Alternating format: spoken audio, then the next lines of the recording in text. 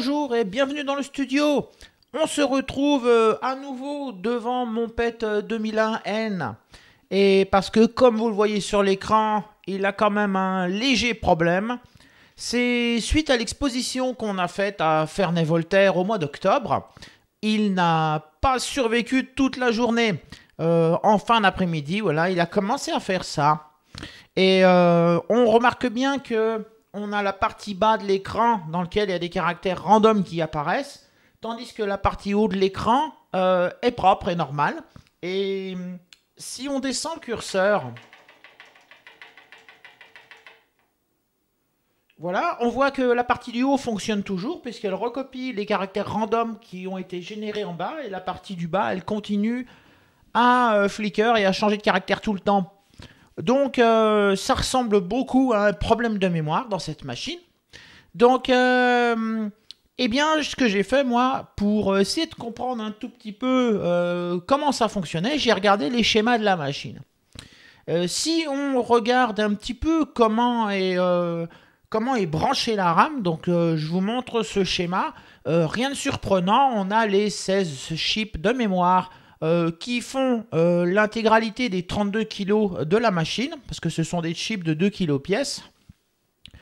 Mais il ne faut pas s'arrêter là, parce que ce PET 2001, il n'utilise pas cette mémoire principale pour gérer son affichage. Je vous montre un petit peu plus loin dans le schéma, et on voit ici deux puces qui sont deux puces de SRAM. Et ces deux puces sont responsables du contenu de l'écran, en fait, de l'affichage. Donc, puisque mon écran est coupé en deux parties dont la moitié fonctionne et la moitié ne fonctionne pas, moi, ça me tilte un petit peu que ces deux puces de SRAM, il doit y en avoir une des deux qui est fichue. Donc, je me suis acheté deux petites puces de SRAM qui vont dans cette machine. Donc je ne sais plus combien elles font, mais quelque chose comme 512 octets chacune. Ou 1 kilo, je ne sais plus exactement, mais vraiment pas beaucoup. Et donc on va essayer de corriger ce problème sur ce PET 2001N. On va voir si remplacer la SRAM, la mémoire vidéo, corrigera le problème. Donc on va l'ouvrir et on va regarder ce qu'on peut faire. Comme vu sur le schéma, les deux composants de SRAM, c'est F7 et F8 qui sont ici. Alors, j'ai sorti mes composants et je me dis que déjà un premier essai, ce serait de faire un piggyback sur le premier. Voilà. Et on va regarder ce que ça donne. Je ne sais pas si ça marche bien le piggyback avec la SRAM, mais on va regarder ça. Donc voyons voir l'écran.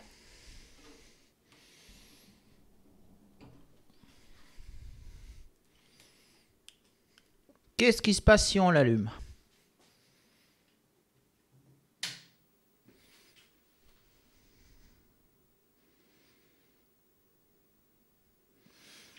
On a toujours des caractères cabalistiques en bas. Donc, c'est peut-être pas la bonne méthode. On va essayer de piggyback l'autre.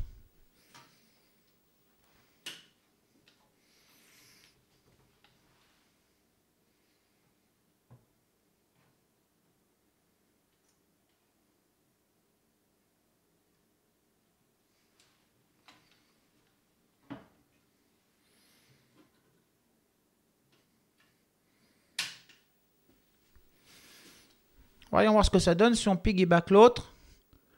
Non, c'est toujours pareil.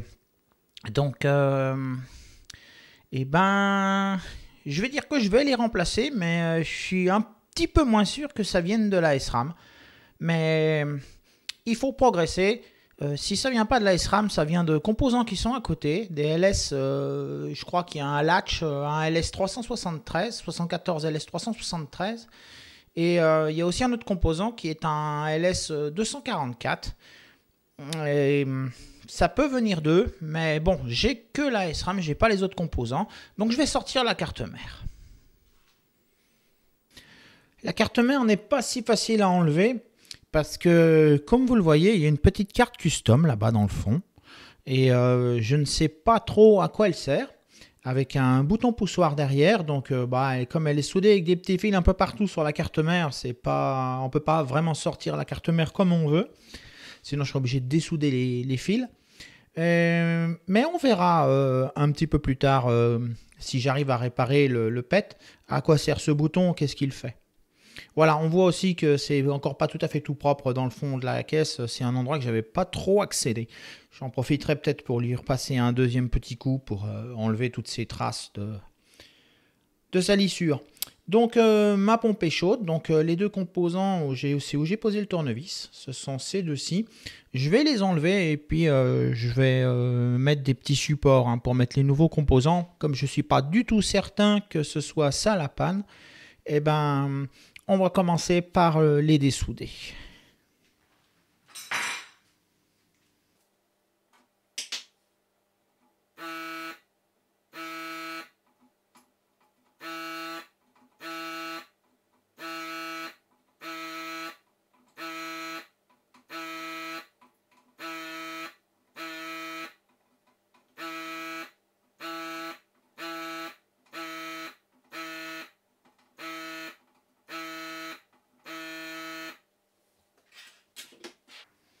Donc voilà, moi je vais continuer de dessouder, d'enlever les composants et je vous retrouve juste après. C'est pas si simple que ça à dessouder sur une carte mère ancienne comme ça. Donc celui-là, j'ai réussi à l'enlever. En fait, il faut que je recharge toutes les soudures avec mon fer à souder, que je remette de la soudure neuve. Ensuite, avec mon fer à souder, avec ma pompe à dessouder, j'arrive à enlever toute la soudure qui est de ce côté-là, mais il en reste de l'autre. Donc, ce que j'ai fait après, c'est que j'ai pris un souffleur à air chaud et je chauffe à 350 degrés par l'autre côté et je la soulève délicatement pour ne pas abîmer les pads. Donc, celle-là, j'ai déjà fait les deux étapes qui sont de recharger les soudures, puis ensuite de les réaspirer avec ma pompe à dessouder. Et maintenant, ce que je vais faire, c'est que je vais la chauffer par l'autre côté pour leur retirer le composant. Mon souffleur est chaud, donc c'est parti, on va l'enlever.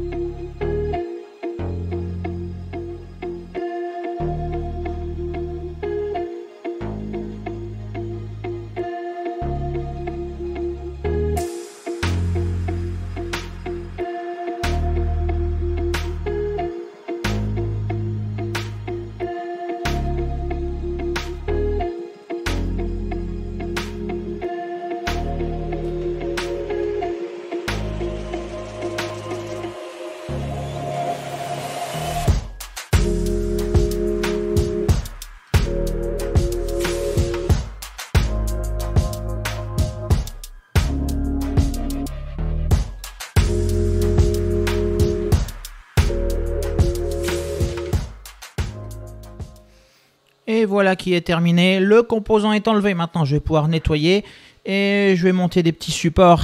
Et on pourra essayer avec les nouvelles puces, voir si ça corrige le problème. J'ai installé les supports. Alors maintenant, soudons-les.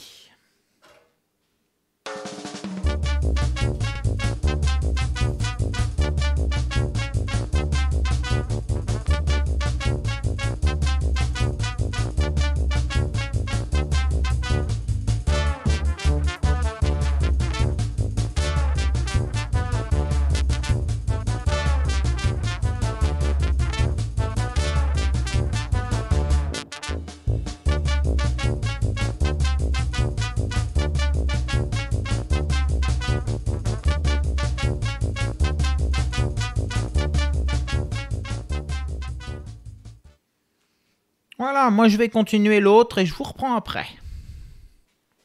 Les deux composants de SRAM sont maintenant remplacés. Voilà, et je les ai mis sur support. J'ai vérifié avant de mettre les puces la continuité de toutes les pistes parce que j'ai remarqué que j'avais abîmé 2 pastilles derrière. Pour le premier, parce que j'avais un petit peu trop chauffé, j'ai mis 2 fois de la soudure, j'ai enlevé 2 fois de la soudure et ça a aspiré des pads, mais c'est des pads qui ne sont pas connectés de l'autre côté, qui sont connectés que de ce côté-là. Donc ça va, j'ai réussi à les ressouder correctement, les supports. Ça devrait marcher, j'ai toutes mes continuités. Donc ce que je vais faire maintenant, c'est qu'on va baisser le capot et on va démarrer le PET et on va regarder ce que ça donne.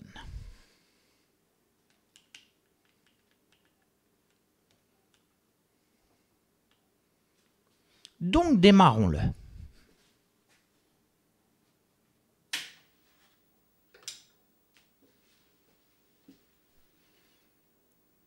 Ah, eh bien c'était bien ça.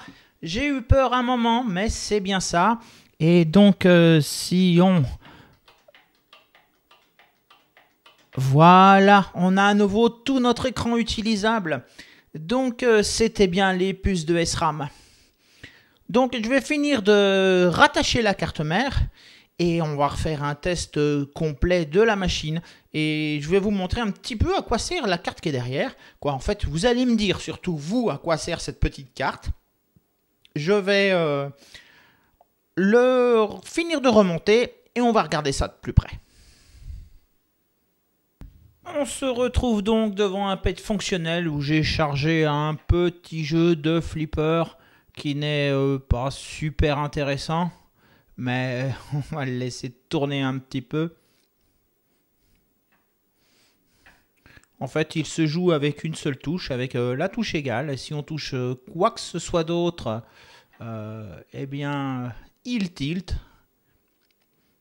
Bien sûr, hein, c'est un jeu sur PET, donc il n'y a pas de son. Voilà, sur le 2001, au moins, s'il n'est pas modifié. 2001N, d'ailleurs.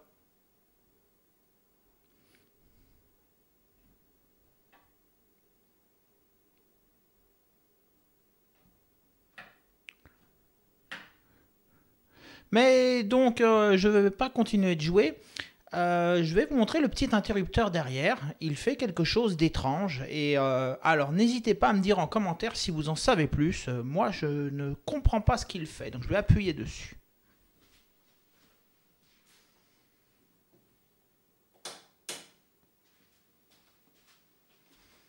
Voilà, il passe le PET dans un espèce de mode où, je sais pas, ça pourrait s'apparenter à des registres. Et après, ben, je sais pas ce qu'on peut entrer. Donc, il comprend pas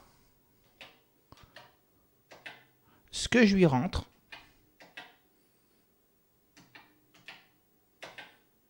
Voilà.